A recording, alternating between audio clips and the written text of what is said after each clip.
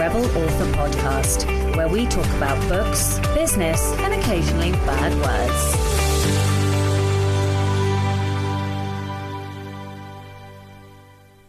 Hello, Rebels, and welcome to the Rebel Author Podcast, episode 144. I can't believe we are almost at episode 150. What the fuck? This is like literally live on air. I've realised that we're approaching episode 150. That's insane. I am so amazed, for one, that we're still going, and be pleased and delighted, and thank you all so much for listening. And I'm sure you'll get all of this like gratitude and everything when we actually hit 150, because, you know, Sasha, we're not quite there yet. Anyway, this episode is with Meg Jolly. Meg is actually one of my friends in real life. I met her at, well, technically I met her at 20 books to 50k, the first one, which was in London. But we both knew who each other were, and we're a little bit too shy to actually introduce ourselves. So we sort of nodded at each other in various cues and things. And then we actually started speaking at the Edinburgh 20 books to 50k conference. And we have been friends ever since. So I am delighted to have her on the show, because we're going to be talking about how to manage multiple genres. So Meg writes in 2 different genres, and she does it incredibly successfully. So yes, and thanks to Sarah, who requested that I bring Meg on the show. This episode's for you, my love. Okay, so last week's question was, are you intuitive? Literally nobody answered this. However, we did have a ton of comments. So I'm going to read the comments anyway, even though nobody tells me if they're intuitive. Okay, so Karen Heenan said, Sasha had entirely too much fun here. Yes, I really, really did. Also, recording while jet lagged is a gift. Sarah Robinson said, looking forward to this one, having only discovered Becca Syme via a YouTube channel this morning. Oh my God, you've only just discovered Becca. All I can say is welcome to the rabbit hole. It's a good one, baby. Oh, I am all giggly and happy this morning. Oh, I need to like calm down and get back in my box. Right, Sarah Snipes says, oh my God, yay! I'm like smack in the middle of her book for intuitive writers, which is fantastic. I've read it, I loved it, highly recommend it. Oh, please forgive me. I think it's either Nessie or Necky Jeffers said, I attended a workshop by Becca Syme at a writers' conference last month. She was amazing. Excited to listen to this one. Yeah, she really is amazing. I went to her Becca Nation conference last year, and I'm going again this year, and I'm super freaking excited. I needed like a week to recover from the input overload last conference. But yeah. Okay, so Kim Rosario said, just started following the both of you. Sasha, I absolutely love your voice in the podcast. Why, thank you, darling. And have recently started listening, and the humour and relaxed vibes of your hosting. We'll be listening to the backlist. Thank you. Yay, thank you so much. And isn't that wonderful? I was just talking at the top of the episode about how we're approaching 150 episodes and people are still discovering it, which is awesome. Like, that's amazing. And also goes to show the power of a backlist, right? Which is what we're all aiming for as indie authors. It is literally all about how quickly, well, not quickly necessarily, but, you know, how can you create that backlist? Because then you have that ability, marketing ability and flexibility and blah, blah, blah. Okay, oh my God, I'm not going to get into marketing nonsense right now. Right, so CJ Dainton said, cut me to the quick. I gotta listen to it again and send it to friends. The whole thing about intuition and failure, mind blown. Ray Klein said, oh my God, this came at the perfect time. I have been trying to write a book for like 2 years, but everyone said I have to outline, so I couldn't write the book after I outlined, and it sucked. Finally this week, I tried just writing it, and 3 chapters in and 5,000 words in 3 days. Oh my goodness! I am doing great, and I automatically hit all the plot beats or scenes I normally planned out, but now I am getting them out on the page. And isn't that just amazing? That's why I podcast, right? Because that has helped Ray to literally get words on the page and to stop feeling like they have to do what everybody else says. And if there's one thing you take away from the Rebel Author podcast, it's to rebel against everything, right? Don't let anyone tell you a goddamn fucking thing. You get to decide what is important to you, how you want to work, what your process is. So Yeah, I love that. Maybe Ray should be the Rebel of the Week this week. Okay, Jackson Hollingsworth said, loved the episode, especially the nature versus nurture debate, an encouragement to work with your strengths instead of against them. Yes, I love that too. I love also, I actually really want to nerd out a little bit and check out some academic papers on strengths genetically, so like in families. Becca has talked about it a little bit on some of her various what are they called? Topical cool things that she does. But I'm super interested just because I find it fascinating that like both my parents are yellow dominant as well. And I'm pretty sure my son is yellow dominant. And yet yellow strengths are the least frequent strengths. So that does indicate that there probably is some genetic thing. But anyway, right, this is not a science podcast. Okay, the question of the week this week is, across your career, what genres would you like to write in? The book recommendation for the week this week is Lucky Bitch, a guide for exceptional women to create outrageous success by Denise Duffield Thomas. And although it's like exceptional women, I do think that men or non-binary people could listen to this book and get just as much as I did from it. I say listen because I listened to the audiobook. I didn't read the paperback. I have to say I have read/listened to, I think, three of her books now. So I read one, Get Rich, Lucky Bitch, which I think I recommended on here. I also read Chillpreneur. Chillpreneur was actually my least favourite of all the books, but that may be because I was only just coming to her. I'm not sure. Maybe if I re-listened now, I'd feel differently. Lucky Bitch, I felt, was a little bit of a crossover with the Get Rich book. So if you've read Get Rich, I don't really necessarily think you'll get anything more from the Lucky Bitch guide. However, it was kind of like woo-woo, a bit of like manifestation, and kind of like how she managed to get her success. It was kind of like almost memoir-y. What I would say is that if you get the audiobook, be prepared for a really fucking piss poor edited audiobook. It's the worst edited audiobook I have ever listened to. Despite that, it was very good. I really enjoyed the content. I really enjoyed her narration. She's fun. She's bubbly. I don't know if they uploaded the wrong files, but just be warned, because obviously I'm recommending this book. I have to be completely honest about it. There were a lot of mistakes in the book, probably upwards of 30 audio mistakes. I genuinely feel like they must have uploaded the wrong book. You couldn't possibly upload files with that many mistakes in, or like somebody didn't proof it. I don't know. Anyway, ton of mistakes in there. That aside, still loved it. Thought it was fun, loved the narration. So highly recommend that. So in personal update news this week, so much has been going on. I have finally, sent The Anatomy of a Bestseller to the editor. It was so hard to let go. Like I still feel like I may mess with it when it comes back from the editor, which really I ought not to do because I'll be terrified of putting mistakes in. But I think I don't know. Yeah. As you can see, I'm still really uncomfortable about the book. Basically, it just feels, I know that I do this every single time. And like, I've had 4 or 5 people go to me like, Sasha, come on now. You know, you do this with every single book. And I'm like, yeah, I know. It's just that this one feels different. And they're like, yeah, you say that about every single book too. And I'm like, oh, for fuck's sake. But genuinely, I know I say this every time. But this one feels different. It does, I swear. It's a real feeling. My feelings are valid, okay? No, I'm kidding.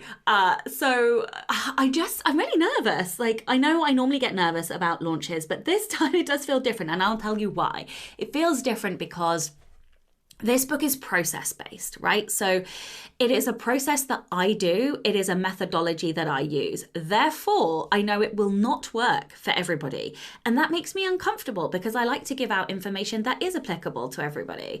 And so, of course, when you write a craft book and you're looking at like story and story like structure, or you're looking at like character arcs or whatever, it follows an accepted method. It is fact, if you like. Even if we don't all have the same voice and we don't implement the same tools, that's fine. But I'm not writing about a thing that is process-based. So yeah, this book is process-based. What I have tried to do is give lots of options. So,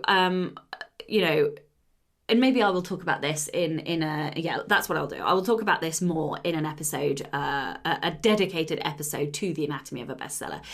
But I have to say, I'm getting quite excited. I've had 3 people read the book now. It's with the editor, so that's the 4th person.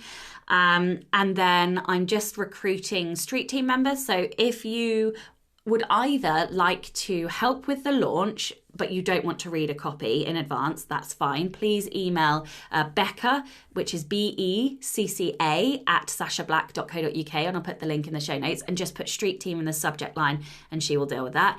If you would like to read an advance copy and you are able to read it in the month of July, and you can post on more than one location. So in order of priority, it's Amazon, Goodreads, and then like Apple and Kobo together, and then anywhere else. And you have left me a review before, because I've had quite a lot of people request for the last couple of street teams I've done and not leave reviews. So I'm trying to really make sure that whoever I give ARCs to, they are people that do leave reviews. So yes, if you would like to get an advance copy, then please email Becca @sashablack.co.uk and put advance reader copy in the subject line, and just give her that information that you can read it in July, a link to a review that you've already posted, and confirming that you can post your review in a couple of different places, and we will get that information. We will get copies out to those people who are on the street team as soon as possible. So in terms of other things that have been going on, this last week I have been drafting, and I have been drafting fiction. I am going to be writing a non-fiction book after this fiction book, but the fiction book that I'm working on, finally, after so many fucking years of talking about it, is The Scent of Death. Now, I came to this with a 23,000 word skeleton draft, which means some of the chapters had words in, some of the chapters were just like, this person goes here, and then this person goes there, and it smells like this, and this happens, or whatever. So it was like a kind of half outliney, half skeleton. I have had to change quite a few things, because basically I've abandoned the skeleton, because the skeleton was written in 4 different points of view, and the wrong tense, and had the wrong pronouns, because I changed the gender of the main character before I started this draft, because I wanted it to be sapphic, which meant I also had to change some of the structure of the story. So it's been interesting, but what I have done is something that I've never done before. So I have 2 computer screens. So I have the old skeleton draft open on one page, and I have been typing in a new Scrivener file. And I've sort of been looking and referencing the old skeleton, but continuing to write new words, and sometimes like rewriting up a line that I had written in the skeleton. But instead of lifting and pasting it, I'm literally retyping it. I thought this might be super inefficient, but actually what I have found, and this is what is working for me, I am not saying this would work for you, but what I have found is it's keeping my brain in flow. I'm not having to stop, look at post-its or whatever. I'm just writing, and I sort of glance across, but I keep typing, and that has really helped keep me in flow. The other thing that happened is, I can't remember if I told you this, but my coach basically told me to be realistic with my goals. And we all know I'm not very realistic about anything, really. I always want to aim for the top. So when I started drafting, I had 22 writing sessions between now and when we go to South Africa. And so I was like, right, 22 writing sessions, let's write the whole book. And my coach, rightly so, was like, no. And I was like, yes. Anyway, so there was a bit of like banterous negotiation that went on, and she has set me a 3-tiered goal, a sort of like low level, this is the minimum, a medium level goal, which is to say, look, you'll be doing really well if you do this based on my old stats. Like, she has my old trackers and stuff. And then a Mount Everest type goal. But I would like to point out that the Mount Everest goal is not the completion of the book. So I am like struggling a little bit, because I'm like, no, I must complete the book. And also because she told me I couldn't. I really, really want to. So I have been sharing on Instagram a anonymous pie chart, if you like. So percentages. And each day I write, because I write Monday, Tuesday, Wednesday, and Friday. I don't write on Thursdays. Today is Thursday, the 23rd of June, by the way. Each day I write, I post up the percentage I am the percentage I am the way through the book, essentially, or not through the book, but through my goal. I've set a goal, which is not her goal, and I share the percentage of the way through that I am, because what I like is the accountability of like the public pressure of like, I'm posting this so other people will see it because I know people will look at my stories, but also not actually saying the word counts, because sharing word counts makes me nervous because I'm like, well, what if I can't sustain this? So yeah, I have had a absolutely fucking amazing first week. I can't believe it. Essentially, I used to get X amount of words across a whole working day, right? So if I had a whole working day, I would get X amount of words. What has happened since being told I can't do something? Psychological mindfuckery, strengths are amazing, is that I have doubled that word count, that old daily word count. But not only that, I have doubled it and I'm achieving double my old daily word count in 2 hours. I shit you not. Like, I am doing these sprints in owrite.co, and I will share the link in the show notes. And it's like this web room where you have like a Google Doc essentially, and you type your words into it, but other people are in the room as well. You cannot see what they're writing and they cannot see what you're writing. The only thing that you can both see is your word counts. And of course, with Achiever and with competition and just like liking community and working in a team, seeing other people work encourages me to work. So I have been getting faster and faster and faster, to the point where I've doubled my daily word count, and now I'm doing it in 2 hours.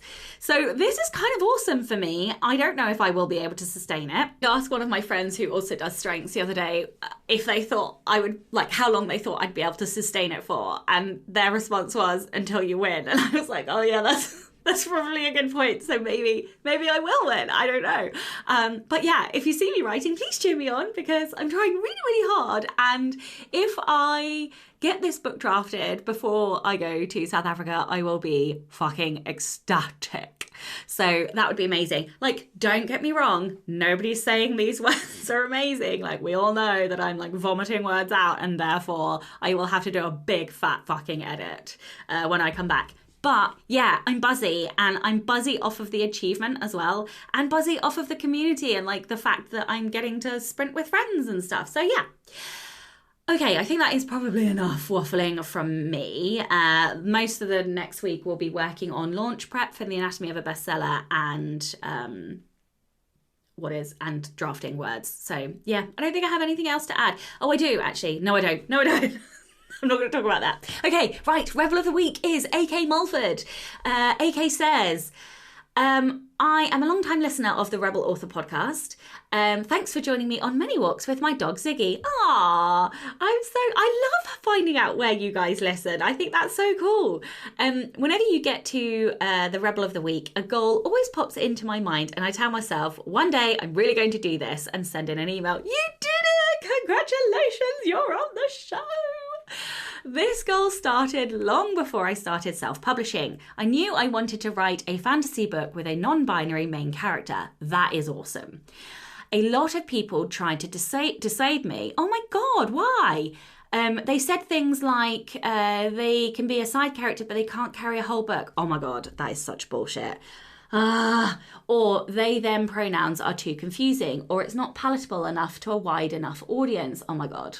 Who are these people? Fuck them all off, and you do you, baby. This was all before I came out as non-binary myself, and I'm so glad, instead of being discouraged, I said, hold my beer, and did it anyway. Yeah, you did. I love this. My goal that I'd tell myself every time I listened to your show was that one day I'd email you saying that not only did I write the book, but it was fucking successful too. Well, the series was picked up. Oh my God, I just got goosebumps. Oh my God, I got goosebumps. In a major book deal, and this book will be coming out next year and reaching more people than I ever thought possible. I am literally smothered in goosebumps. I fucking love this rebellion. Needless to say, I'm really glad I put my doubts aside and said fuck you to all those who made me feel lesser. Non-binary people can absolutely be main characters. Yes, they fucking can. We belong in the world of fantasy and we can damn well carry a story. My favourite part of being an author is the messages I get from people saying that they're finally able to see themselves in a world of fantasy. And I'm so glad I had you... Oh my God, I'm going to cry. Whew. I'm so glad I had you in my ear, encouraging my little rebellion. Anyway, I so appreciate your show and everything you do for the author community. Wishing you all the best and happy Pride. Oh my God, I'm actually really emotional. I am so proud. This is amazing. I'm so delighted to hear that you got picked up and that you got a deal and that it's successful and that you said fuck you to all those people that tried to discourage you. I think this is an absolutely amazing rebellion, and you know, not at all. It had nothing to do with me. I thank you very much for saying that we were alongside you as you were doing this, but this was all you, and I'm just delighted that we and this show could be a part of your journey. Like, what an amazing story.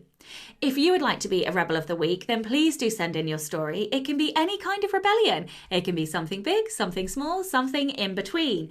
You can email your Rebel story to Becca over on rebelauthorpodcast@gmail.com.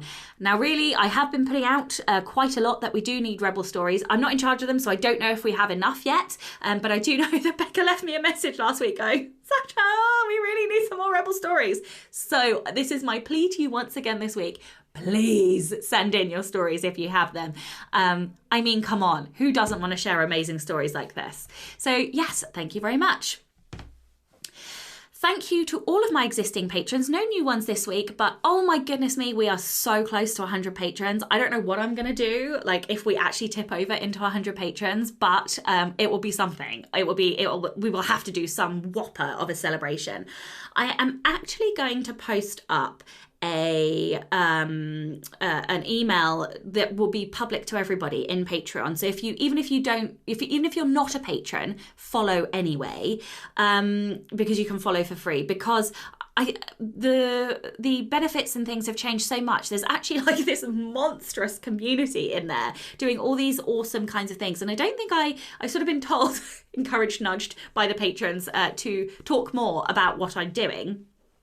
And last night we had the Chosen One masterclass, and they all really loved it. And thank you so much, everybody, for encouraging me. I really appreciate it. You all know, even though I have self-assurance, I have no self-confidence. So yeah, thank you guys. I really appreciate the confidence boost that you gave me.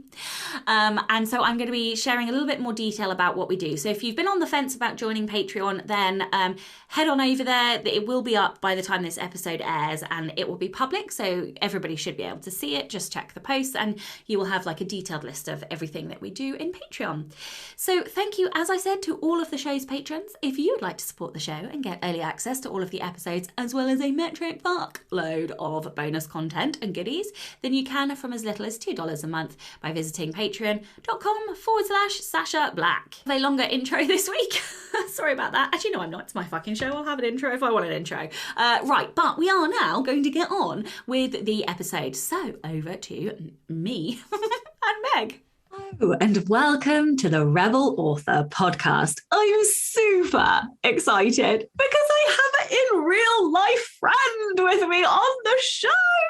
And I know you guys much prefer when I do know and have a long-term relationship with somebody that comes on the podcast, because it's a friend chat. So everyone get a cup of tea and coffee, because we're gonna have a good old natter today. So I have the one and only Meg Jolly. Meg is a USA Today best-selling author from the wild, windswept moors of Yorkshire, England. She grew up on a steady diet of famous Five and Middle-earth, and now writes sprawling epic fantasies and regional British crime under her two pen names. Meg writes full-time alongside raising her young son, and is an eternal, ambitious student of life, mindset, and balance as an introverted perfectionist. Hello, darling, and welcome. That didn't sound pretentious at all. It sounded wonderful, like the wonderful human you are. I'm not going to have any bad words said about you. Tell everyone a little bit about you. Maybe say both names. I'm not sure if everybody knows sort of the two crossover genres, but yeah, tell everyone about you, about your journey, and like how you got to where you are today. Sure. So I am Meg. If you read my fantasy, you'll know me as Meg Jolly. And if you read my crime, you'll know me as Meg Jolly. But yeah, I am basically a USA Today bestseller. I write out of my back bedroom in Yorkshire, which is exactly as glamorous as awful life actually is. I've written now, I'm full-time 5.5 years, and I've written for a little bit more than that. And I've done everything from epic, urban, romantic fantasy, right through to British crime. And I also have a past that I like to hide in illustration as well. I used to illustrate colouring books and stationery and things like that. So yeah, those are, that's me. That's what I've dabbled in. And right now I am on fantasy and crime. That's kind of where my love is. You also dabbled in cover design as well. I had run a cover design business for a few years as well. Also, have done author consulting to help authors with their businesses. I guess like many authors, we have multiple strings to our bow. I think that's really common, isn't it? Like loads of authors I know don't just do one thing. And I never know if it's because writing is really fucking grueling or if like we are just these creative beings that like to have. Yeah, exactly. Yeah. No, I hear you. Like I've always found that I used to write in the mornings and then I'd switch to like the illustration stuff on the afternoon, and it was a different part of my brain. Yeah. So the writing brain would be like, oh my God, I'm so tired, and put caffeine and sugar. And the creative drawing brain would be like, okay, I'm good to go. So, yeah. But yeah, also I just don't really like doing one thing. I feel like where's the fun in that? There's so much to enjoy being creative. Let's do all the things. Yeah, I completely agree. Hard to rein in and run a functioning business on. You have to be careful which like rabbit holes and shinies you chase. I know, I'm so terrible because I'm like, I know everything must earn money. Like I must, and then it's like, right. I have to work so hard against that right now. I have given myself back reading for pleasure, but I'm not quite at the, you may have other creative hobbies that don't earn you money phase. Yeah. So I'm working on that. It's like because I qualified as a trained nail tech at one point just to do it in the evenings to like fund my book. How did I not know this? I don't know. I'm not many people know. Heart of darkness, but we'll put sparkles on your nails. What is Seriously, I like glitter. Stop telling everyone my secrets. I'll never let you forget that. But yeah, and then like now I'm like, no, you can just paint your nails for fun. Like it can be just fun. Okay. So let's talk about your career, because you write in multiple genres, and managing one genre is a lot, let alone managing more than one genre and doing it both successfully. So like, talk about that. Talk about how you got to the point where you decided to move into a new genre, and tell everyone a little bit more about the genres that you write in and the reasons you write in them. And kind of how you ended up getting to where you are at this point. Sure. So I guess this really comes back to the being multidisciplinary in creative terms. Certainly when I started out, my writing did not pay the bills. And I think we'll probably touch on this later as to how I got into it, I think. But yeah, it was not an ideal start for my career. And it was like I had to find a way to pay the bills doing something creative. Right, Meg, what can you do that's creative? What can you monetize? So I started up in things like cover design and other things that weren't writing to help pay the bills.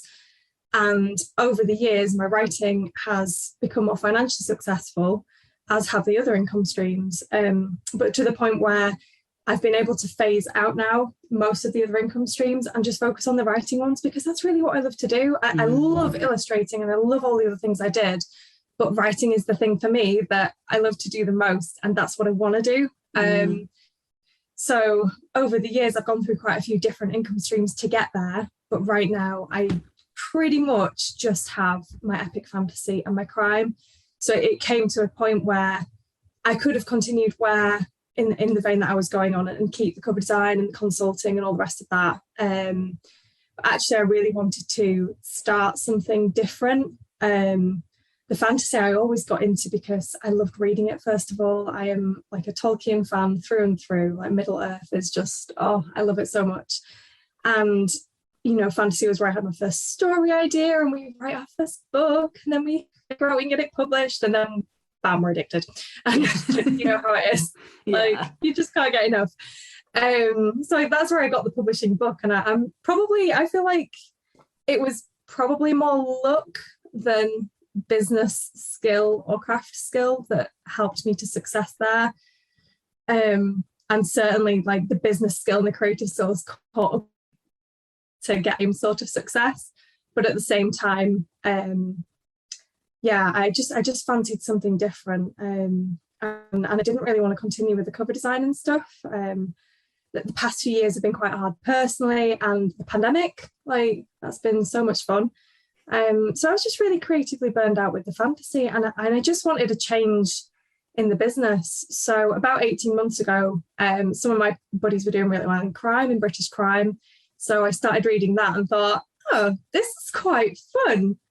And I started writing that, and it's just been so fun and educational craft-wise. And I am like high strength learner and stuff like that. I said strengths.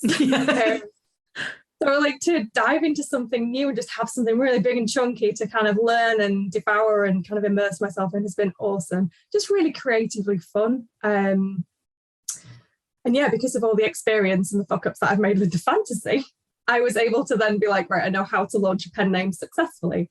Like, I did that with my fantasy, but I made a lot of mistakes on the way.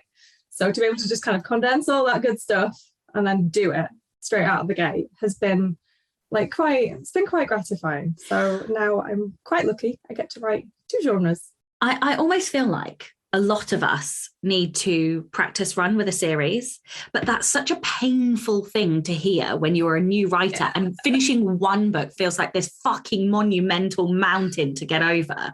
But the thing is, like, once you've written one, you can write another one. And then by the time you get to an end of like a I don't know, 3 to 5 book series, like it usually is a number of years, but you do get faster. Like even if you are never going to be a book a month writer, fine, but like you do get faster. No, I'm not either, but I am faster than I was. And to be fair, I did write a book in a month this year, but it kind of killed me. Yeah. Yeah, to be fair, I have also written books in a month, but they are usually non-fiction, not fiction, although I'm about to have a damn fucking good try at writing one in a month anyway. But yeah, like I do think that we get faster, but also our processes and systems get better. Yeah, exactly. And processes and systems, those are 2 like dirty words to me. Yeah. but the point is, we do have to try, and I think a lot of us don't go to our first series with a marketing mindset on.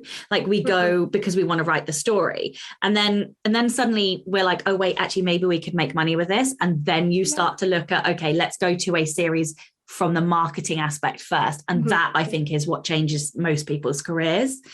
And now I approach it from, it's a craft, but also it is a business and marketing choice as well. So in what I write, especially with the crime, but going forward with the fantasy as well, it's the marketing is as much a factor in what and how I write as much as the love of the craft. And it's finding a way that combines the 2. Exactly. And that's what I want to ask about. So like, how did you approach the genre with marketing in the back of your mind? Like, what research did you do? Like, did you do any reading? Like, what were you looking for when you were preparing to enter into this new genre? Yeah, so research first. I'm like number 1 input, number 2 intellection, number 3 learner, number 4 deliberative. So it's just like I need to just crunch a lot of things. Drink. So for me, it was like, okay, what's out there and what's working? I don't want to just be like, I'm going to write a crime book, write the book, and then go, why is this book not selling? And then figure out, oh, it's because it doesn't hit any of the market expectations and the cover's terrible and all the rest of it. So I read a lot of the bestsellers in the genre, and not just in the genre, in the niche, however you like, because I write in a very, very small subgenre of a subgenre of crime, if that makes sense. And picking out story structure as well, it's so different to fantasy. I find that the genres that I've written in, each one has a really, really different story structure. So like I write a typical sort of 2-body plot for my crime, but I write a mix of like hero heroine journey and romance beats in my fantasy. So it's just like, you cannot swap the beat structure around and have a functioning novel in that genre. And that took quite a lot to get my head around. And then it was okay, go do it. And the first book is not my best book. You know, I have experience writing books which helped me, but my first crime book is the weakest of the series because it was the first one I did, and every book I've done since has got stronger. So it's been a really good learning experience for me to figure out what's working in the genre. Can I take that and give readers what they want in my books? Okay, in my next series, how can I do that better? Because this series is kind of like the training wheels to me in this genre.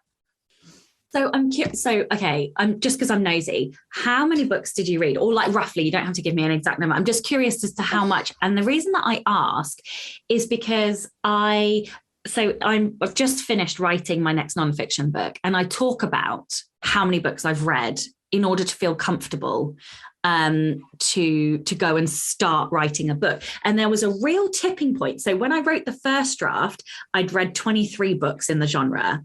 And by the time I came to edit it, I'd read 30. And when I wrote the first draft, I actually said, at 23 books, I do not feel comfortable enough to write in this genre.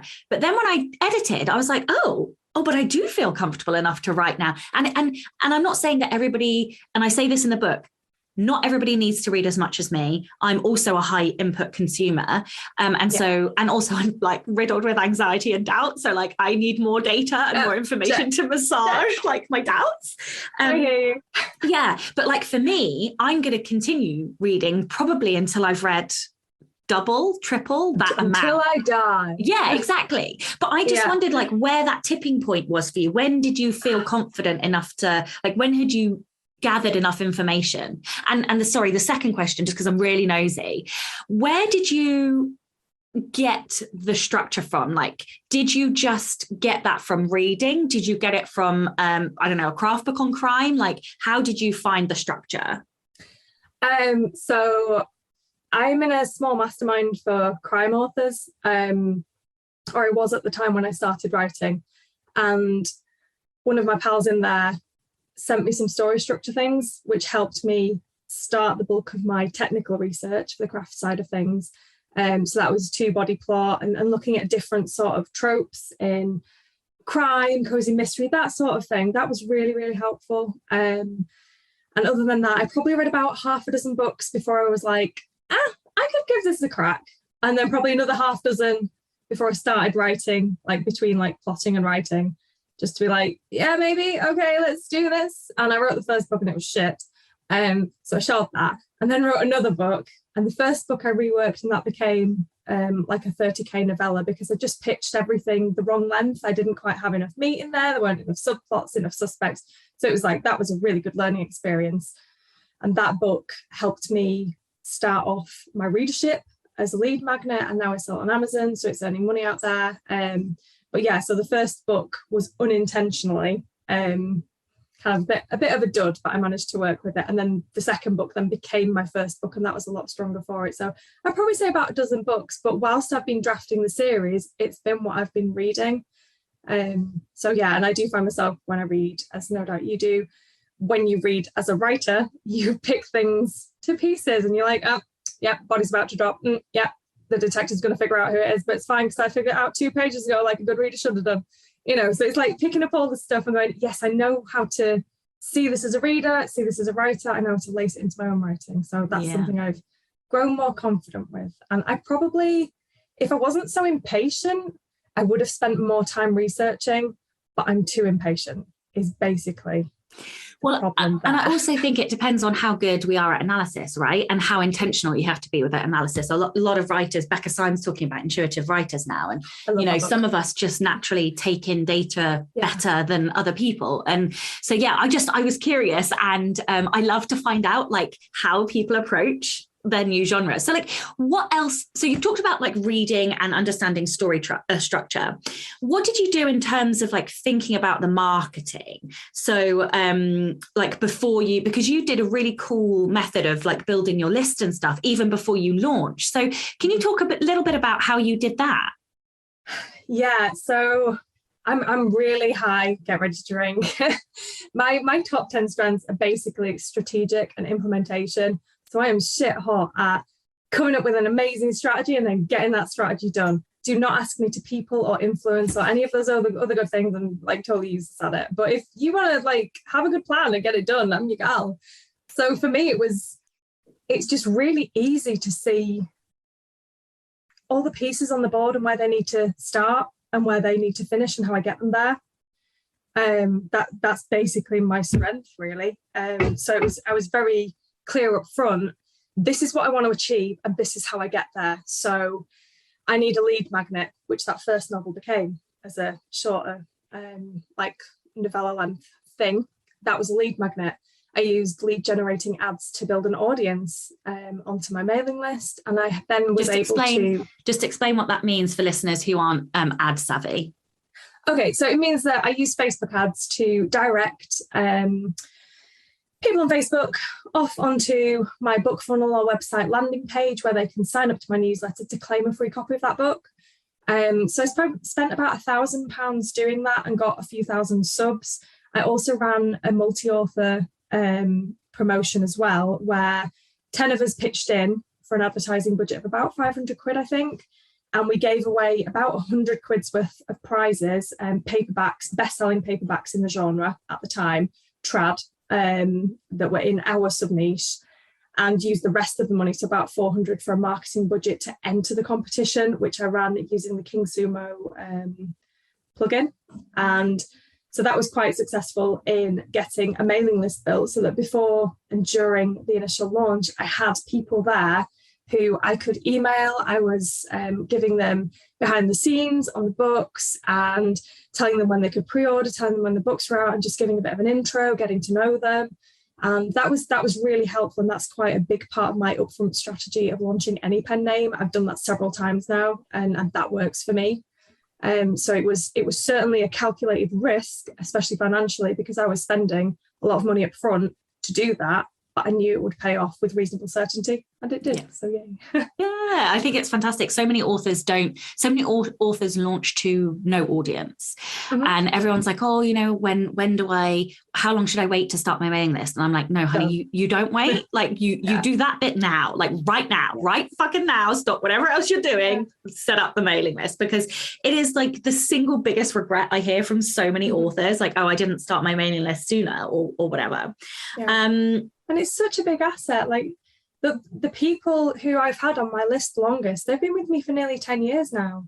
That's amazing. And like they're still here, and that's amazing. And it's the start of a beautiful and brilliant relationship, but you have to take the step. Like no one knows you're there if you're not like, hi, I'm here. Yeah. Would you like the thing that I'm offering you that I know you're really going to like? Okay, so let's talk a little bit more about the marketing, because you are a marketing whiz. So how do you manage both writing and marketing in two completely different genres? Like, do you have a dirty word system in place? Do you have a production schedule? Like, what does your year look like? And how the fuck do you manage all of that with a small human in tow as well? Like I say, strategic and implementation are my core skill sets. So it helps me be very efficient and very effective. But yeah, I mean, there's a buttload of compromise in there. A buttload of compromise. So yeah, systems and processes are my thing. Hold up my journal, my bullet journal, dropping receipts out for the people who want.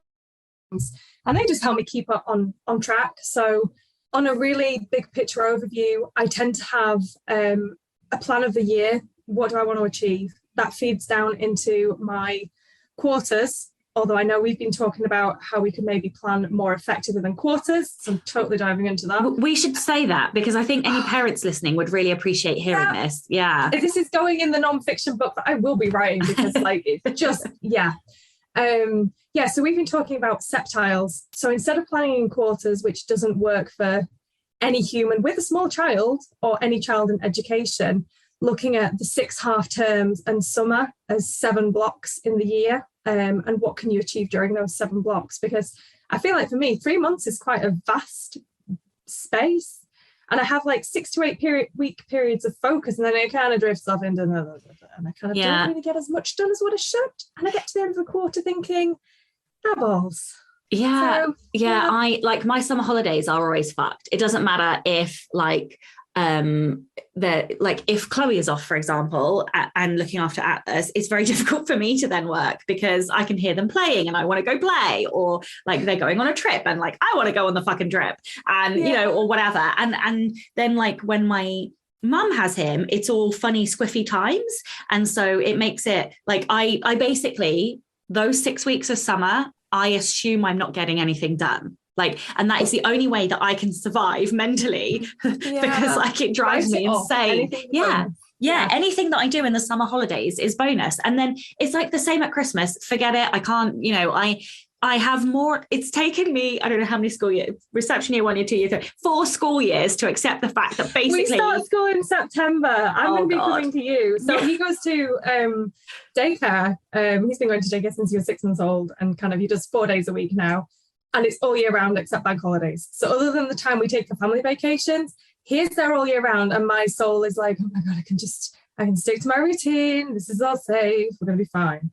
But yeah, I'm not looking forward to that fun. It is massively disruptive. And I am trying to push myself into like more of the half term. So like, what can I get done before the next holiday? Because even like sometimes my mum has him for the week, but like it's still very disrupted, and I can never bank on I can't guarantee that I'm going to have childcare or whatever. So yeah, I do try and work in those. Yeah, it's hard because my brain likes quarters. So, but yeah. I think Septile's going to work for me because looking at my schedule, it's like, I want to get 6 books a year written anyway. And that's kind of where I'm at. Somebody needs to create a planner that's term time, right? Like a quarterly planner, but term time. You need to do that. I will be your first customer. Part of my back catalogue was planners. It was illustrated planners. Meg, do it, please. I want it. I will buy all of them. What time, Sasha? Because this is my problem, and this is where I need to compromise. So like, I do the high level stuff, and it trickles down to the quarterlies, the weeklies, and the monthlies, and then the weeklies, and then the dailies.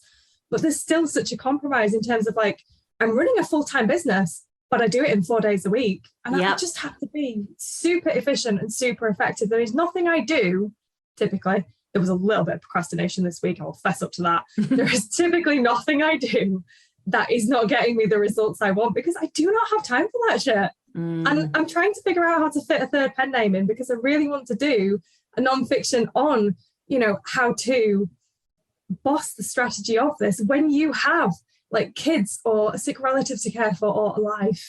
You know, you want balance and you want to be healthy and you still want to kick ass in your business. And I genuinely don't know how I'm going to fit it in, because I'm like, you're kind of squeezing everything out of your time already. Like, where's it going to fit? Yeah, I feel your pain. Did we talk about how you manage it all? I don't know. We just kind of got distracted with planners and term time. Do you have anything else to add, like sort of about how you manage, like, or juggle? Oh yeah, that's what I wanted to know. Talk to me about how you do it across the year. So do you focus all on crime and then move back to fantasy? Do you juggle one then the other, one then the other? Like, how does that work in terms of like over the course of 12 months? Yeah, so this is something that I'm working on to improve, because I'm quite high focus. So I tend to find that whatever I'm doing, I'm immersed in, and I love it. And I just can't see outside the bubble, but there are other bubbles outside my bubble going, hello, you've utterly abandoned me. So I'm at the point now where I'm taking on some help because I need some extra hours. Thank you. This has been like 2 years in the coming. But yeah, I'm doing it. Hit me if I don't. To help marketing, I just do not have the hours and the capacity to do that. So I need someone to just help me with getting that done, really. But as for projects, I swap between them. I've not found a way yet, although this is like never say never, and I'll keep trying to work on 2 projects at once. So, you know, a crime and a fantasy. But yeah, I tend to focus on one project, get it done, and focus on the next project. So right now I've just finished a crime book and I'm diving back into a fantasy, and then the next book is a crime book. When you say you get it finished, do you get the draft finished, or do you go and edit and then send it off to the edit? Everything. Okay, because I have them in train. So I'll have like one that's like editing. Do that. Well, what I can't do is have, and I say can't, and I have done it, but like, I don't think it's necessary. Sometimes it works and sometimes it doesn't, but most of the time I can only have one thing that is the actual thing I am drafting. Like I reach critical mass, so about 25K in, and then everything else has to stop. Once I can still do stuff up until about that point. And then once I hit that, it's like, no, it's go time. Like this is my sole focus. Then the war focus. starts and you have to battle that. Yeah. Yeah, that is exactly where I'm at. Whilst I'm doing that, I can have another one like that's with the editor, or I can have another one that's launching, but I can't have two that are in drafts because that just doesn't. I would ask you what your time scale is on that, because I think for me, my time scale is so rapid. So I tend to spend I'm not rapid. like maybe a week tops planning, 6 weeks drafting, week on my edits, week with the editor and proofreading, and then it's done. So that's actually quite, and then I can launch it in the afternoons when I'm working on another draft of something else. But I think you see how like organized you are, and how that was like, there's a week for this, the thing that I don't have a fucking clue. I just live in chaos. Yes, you do. It's just your way is different to my way. Yeah, I mean, I don't know. I think I had a look at how many writing sessions it took me to write The Anatomy of a Bestseller, and it was 14 writing sessions. So, I mean, 2 weeks, but not really 2 weeks because it was spread over. No, that's what the problem. I find as well. It's usually somewhere between 16 and 20 writing sessions. But yeah, that's sometimes spread out. Maybe one day I can't write and it's not working. Or like maybe another day I have to take off because it's family, or there's a holiday or something. But yeah, when you tot it up, it's like, I know I can really reliably get X amount of words down in that time, multiply. Yeah, my strengths coach, everyone drink, is high analytical, and so she is really forcing me to confront the data and be a bit more systematic in my like goal setting and timeline and deadlines and stuff. And my competition is like, no, I will do it faster, even though like everything about reality tells me otherwise. But anyway, okay, so let's talk about how you actually sell the book. So are the audiences like the same? Are the marketing methods the same for both crime and fantasy? Do you do exactly the same thing? Can you treat them the same? Do you have to do things differently? Talk about that. Yeah, so a little bit of the stuff is the same and some of it's different. There's overlap, but yeah, each genre is its own beast. So primarily, they seem to be on different social medias. I find that the fantasy used to be on Facebook, but now there's a big reader base on Instagram, and TikTok is growing quite fast. Crime, that tends to be on Facebook. There's massive reader groups on Facebook for crime readers. So yeah, where I'm marketing is totally different in terms of social media. When it comes to paid ads, that's similar for me. I'm a Kindle Unlimited author, so I tend to stick to Facebook and AMS. And that's just a difference of copy and, all that palaver. With the other services, there is a slight difference. So the BookBub et al. Serves the fantasy audience really well because it's US based. However, because the crime audience is mainly UK based, that's where I can get my highest ROI from. So that's where I market to. They don't really serve the UK, so that's not really a strategy that I tend to use for the UK audience. We just don't really have that many providers focusing on it in the UK right now for that sort of thing. So yeah, that's kind of a big picture overview of what I do that's the same and different. You find like because both your series, fantasy and crime, is in KU, right? Mm-hmm. So are there any differences with reader behavior, or because they're all KU, is it kind of similar? Like, is one group more interactive? Do you get more engagement from one? Do you find some are binge readers or slower readers? I don't know. I'm just curious if you've noticed any differences there. I think there is a difference there's just a difference in readers. There's different pools. So like trad readers are very different to indie readers. But in indie readers, there's a whole spectrum as well of different kinds of readers. So there are indie readers who like the trad end. They may be like more longer prose, and they're happy to have a bit more of a trad style. There are other readers that kind of want the binge readables, and they want to be the whale readers, picking up like 10 books a day in KU, that sort of thing. So I would say there's a mix of readers, and what I tend to focus the fantasy on is the standard sort of KU reader for that genre. Mm-hmm. And what I tend to focus the crime on is that, but maybe skewed a little bit towards the whale reader. I find that the style of writing is just a bit different, and it kind of hits a different part of the niche. No, I find this so interesting. This is what I love. Like this, just like it's all energy pennies for my competition, because I'm like, I love knowing the market. I love understanding the intricacies of niche and of like that reader behavior, because you can really tailor what you do to your market and to your reader. So I just like, I get high off this shit. But also I quite like the Kindle Unlimited idea, in that it's a subscription, because a lot of my readers are lower income as well. So as much as I would prefer morally and from a business security point to be wide, and that is something that I do keep coming back to and going, is this viable yet? Is it not viable yet? I do really appreciate the readers who pick me up in KU, because I understand that, you know, they want to read and they don't have unlimited disposable income to buy full price copies. So, you know, I'm quite happy that I can support them in a way, and you know, they still get access to so many fantastic books. My behavior has changed very much. Like when I was at university, I would have been, if there was KU back then, but I'm clearly too old for that, I would have been a KU subscriber. Not a day over 21, darling. Oh, darling, you can come back.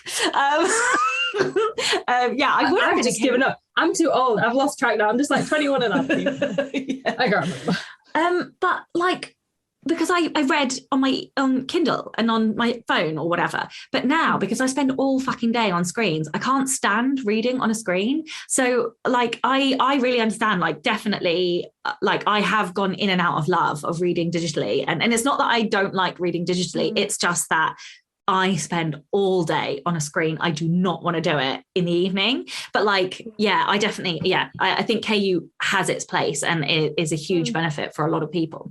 Okay, let's talk a little bit about mistakes. Have you made any mistakes in managing and juggling genres? Or have you seen other people making any mistakes? What do you feel is like the biggest lesson you've learned in this journey of like juggling? I would probably say be strategic. It's such a me thing to say, sorry.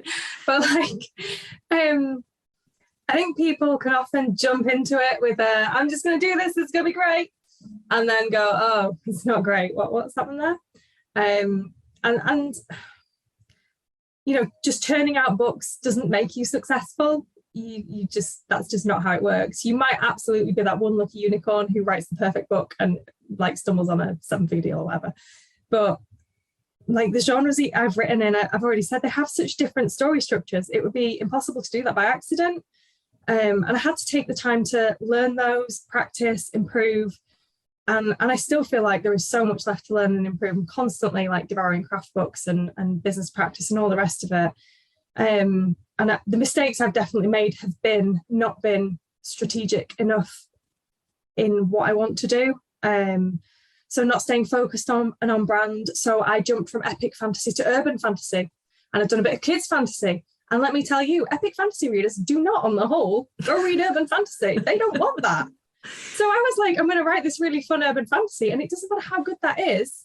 It did not meet what my readers wanted to read at the time. So that was quite a lesson for me, that if I wanted to write the books that I wanted, I could absolutely do that. And there is a place for every single type of goal in the author career. You know, you don't have to just aim for, I'm going to get to 7 figures a year because that's what I'm supposed to be aiming for, which I think sometimes it gets a bit confusing, and people can just say, oh, like, you need to focus on, it's the money that matters. If you're not successful, if you're not earning money, and like, that's bullshit. If you want to go write the books you want to write, fantastic, go do it.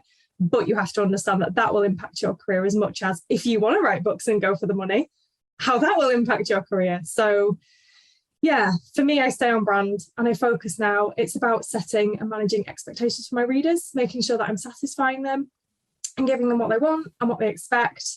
They're trusting me to deliver what I've promised, and each pen name for me is a promise to deliver to them the thing that they're wanting. And for me, that also comes back in, I balance that with writing the kind of books I want to write that will deliver that, which will also help me do this as a full-time career. Let's talk about craft. You've mentioned craft a few times. I'm interested in the differences. Like, how do the two genres sound and feel to you, like when you write? Are there differences in voice, in tone, like word choice? I don't know, like geek out on me and talk a little bit about like the differences there. So much. Oh, it's fascinating. So this was really illuminating, particularly going to crime. It was the first time I'd really stepped outside fantasy and fantasy subgenres. And I find that it is a completely different writing style. So it's really punchy and pacey. And throughout everything I write character-focused books. So that always colours what and how I write. But for the crime, it's all about driving forward. It's very quick. It's easy to consume. It's a really nice hit of dopamine that basically activates that pleasure center in the brain. And you're just giving the reader what they want. It's a really satisfying, twisty-turny, action-filled plot. They're going to get the bad guy. No, they're not going to get the bad guy. The detective's in mortal peril. It's just like go, go, go, go, go. And then you get the reveal and you get the satisfying after. And then it's done. And you can close that book in a couple hours and go, yeah, that was good stuff. Whereas the fantasy is, like, I just find that's totally different. It's a totally different pace. And I don't know if you'd agree. I think indie has changed fantasy a lot. Traditional old fantasy, I would say there was quite a lot of waffle. There's no way to put that nicely. There's like lots of traveling about and like long feasts and things like that. And I think readers don't have the attention span for that, and they don't want that now because they don't have to have that. Writers are writing quicker, tighter, punchier books. But I still find those so much, I don't want to say slower because maybe that's the wrong word, but there's something that is more of an experience about them. So, you know, you can take 2 pages to describe this beautiful feast and the flavors bursting on your tongue, or, you know, an extra few sentences to describe the way that light shatters in a dewlit forest. And, you know, there's always a fantasy gown in these books.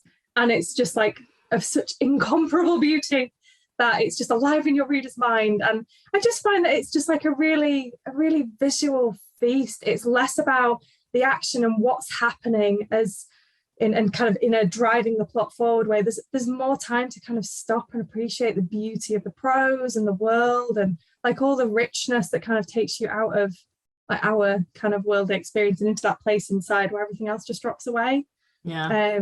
And I love that. Like I've just started getting back into a fantasy project, and this is the first fantasy I've done in almost a year. And it feels like coming home. Like, it's just beautiful. There are like palette cleansers, right? Like that's why I like doing young adult and nonfiction, because I sort of crave the other whilst I'm writing one. And it's almost like we were saying at the beginning about having more creative pursuits than just the words. Well, for me, like that is about splitting and having a creative pursuit that rests me from the other one, because at the end of every book I'm fucked. I like wrecked, absolutely exhausted. I've poured everything I have into each book. So I find that I put different things into each book. So the crime for me is that palette cleanser. It's quite light and it's quite fun, and it's a lot easier for me because I just write outside the world that's outside my front door. I write about my local city, about the hills that I can see from my house, and that's really lovely. Whereas the fantasy is deeper and more grueling because I have to invent every single part of the world and all the rules in it. And it's like at times just like, oh my God, this is just so much effort, as much as it is worth it and kind of what I love doing. So yeah, like crime is my palette cleanser. I love it. And I think everybody should have a palette cleanser if they can. But obviously acknowledging that managing multiple genres is difficult. Yeah, just start a new pen name, guys. Yeah. Official advice. Because you need any more shit on your plate. Okay, before I ask the ultimate podcast question, I wondered if you could talk a little bit about being a mum and being a wife and being a human with responsibilities. How do you... It's complicated shit. Yeah. How do you manage life alongside business? How do you ensure that you look after yourself without letting the business crash? Is there anything that you could say to those people who maybe are struggling because they've got so much on, or Yeah, I think this is a genuinely hard thing. And I know we've spoken about it, especially during the pandemic. it's really bloody hard to juggle it all. And you more often than not feel like you're dropping half the plates. And yeah, it's difficult. I've learned the hard way how to manage this by nearly crashing and burning, to be honest.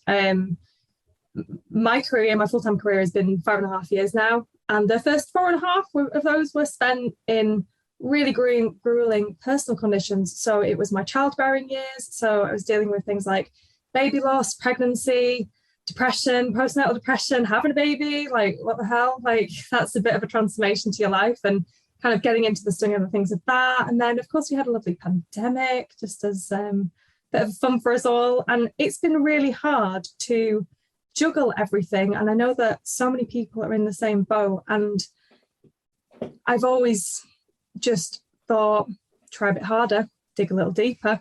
You're just not doing enough. Do a bit more. You're nodding. Yeah, because so, I feel that's exactly how I talk to myself, and it's all bullshit. Yeah, it is. Yeah, and it has taken me probably almost a couple of years now to work away from that to a point where I feel like I am on a much healthier journey now, and I now put myself on the top of my priority list instead of bottom, because that's how it was.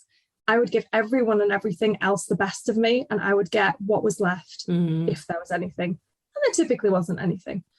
And a lot of that comes from deeper psychological things like self-worth and things like that. So actually it's been a much deeper journey than just going, I'm just going to prioritize myself. To actually get to the point where I can do that now.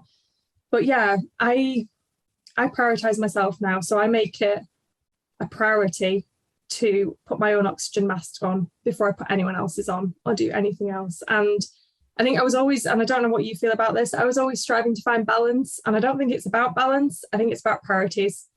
Like you can balance all you like, but it's the priorities that count. If you prioritize it, it gets done. And if you don't, it doesn't. So for me, at the forefront and of my routine and my structures, which are the things that I rely on every single day to get all the stuff done and juggle all the things, it's the bottom of Maslow's hierarchy. I meditate every single morning without fail. I prioritize exercise in my routine. I go to the gym 4 times a week now. I have a PT who beasts me and she gets the best out of me. I need to up my steps because I've been totally slacking on that. But, balance, priorities. We can't do it all. We just have to try. We have to let it go. And we can't do it all and keep trying. Sleep hygiene, routines, work-life cut-off. I work 4 days a week and that is it. The other 3 days I'm with my family. That is the balance that in this season of life works for me and my family, so that I can be present for those 3 days with my son and with my husband. And the 4 days a week I'm working, my husband takes my son to preschool. I just get up and work in the morning. I do the pickups, and in the evenings I might need to pick some things up. And I don't tend to work many evenings. I might start working some more because there's a lot of things I want to learn and do my learning in the evenings, because that's something that gives me energy pennies as well. But yeah, so I guess for me it's about trying to balance priorities and kind of what comes where in the pecking order, and making sure that everything that I'm doing is stuff that actually needs to be done. So we have a cleaner now, we have a gardener, we have a window cleaner. I outsource what I can from my life, and that's spreading into my business as I outsource there too, so that I've got the support around me, with a really supportive husband, and to be able to juggle everything really the best I can. And quite often I still feel like I could do more and do better, but I think you just have to meet yourself where you're at and think, okay, what's the best I can do for the situation where I am right now? Oh, I love that. And I think that's so true about balance versus priorities. I love that. And it's been a very slow, gradual realization for me as well. But yes, okay, well, this is the Rebel Author Podcast. So tell everyone about a time you unleashed your inner rebel. Oh, I'm dreading this question because I'm like the goodiest goody two-shoes that ever was. Like, I'm not even joking. I colour inside the lines my whole life. It's taken a while to just find that I was in a box and then get out of the box and then be like, oh, this is exciting. So I think probably one of the most rebellious times for me was quitting my job.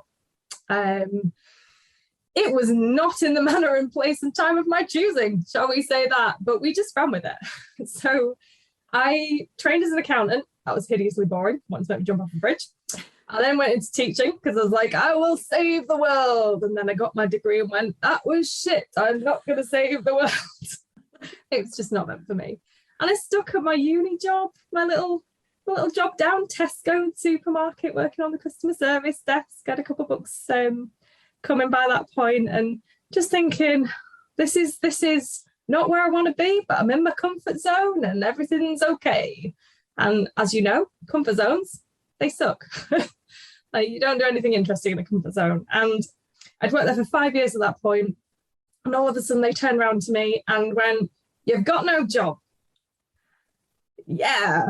So that was fun. And it basically came down to them saying, we don't have a position, because they were cutting costs and cutting staff and all the rest of it at that point. We don't really have much else. We've got like this job. Do you want this job? And I looked at him and went, no, I don't want that job. But, you know, I went home to my husband and totally had a freak out, because I was like, I have no job. Like, what's happening here? At that point, we were like quite poor. We didn't have any savings and all the rest of it.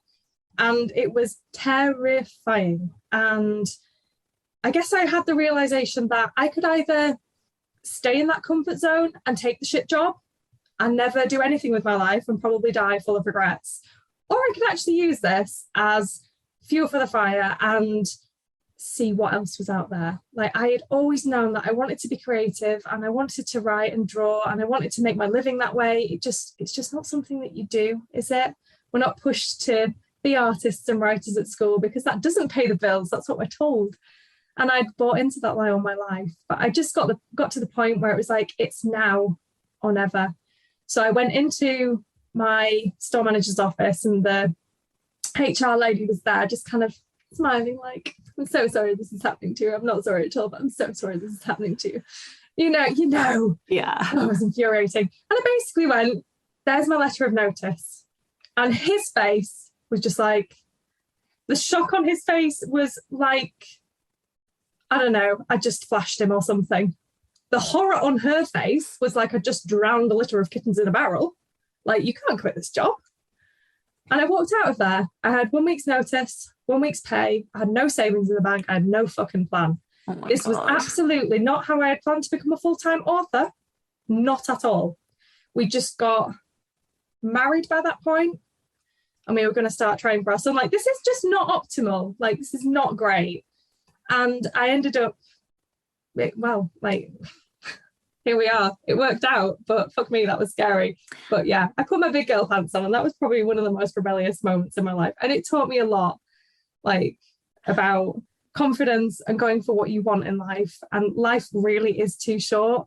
I don't regret the years I spent doing all the other things now, because I know that I was doing it out of self-preservation, and that is a good thing. Like, your brain's first priority is to keep you alive, and your brain's second priority is to keep you happy. And it thought it was doing the best for me, and I welcome that with love.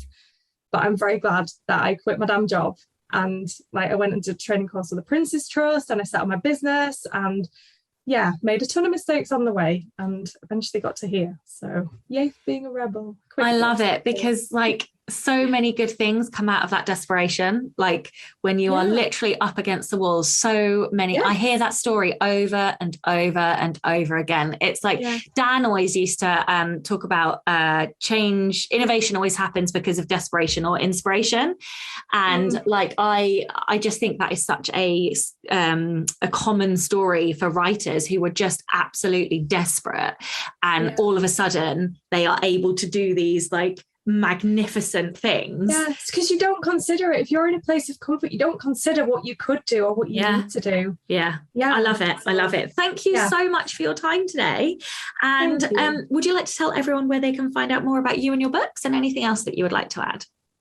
Yeah, sure. So all my crime books are at megjolly.com. All my fantasy books are at megcowley.com. That's basically me. And hit me up on social media if you want to chat. And I will put those links in the show notes as well. So, of course, a gigantic thank you to all of the show's listeners and all of the show's patrons. If you would like to get early access to all of the episodes, then you can by visiting patreon.com/Sasha Black. I'm Sasha Black. You were listening to Meg Jolly, and this was the Rebel Author Podcast. Next week, I'm joined by Steph Green, and we are going to be talking all about how to skeleton draft. So join me next week for that. Don't forget to tune in and subscribe on your podcatcher. And when you have a moment, please leave a review.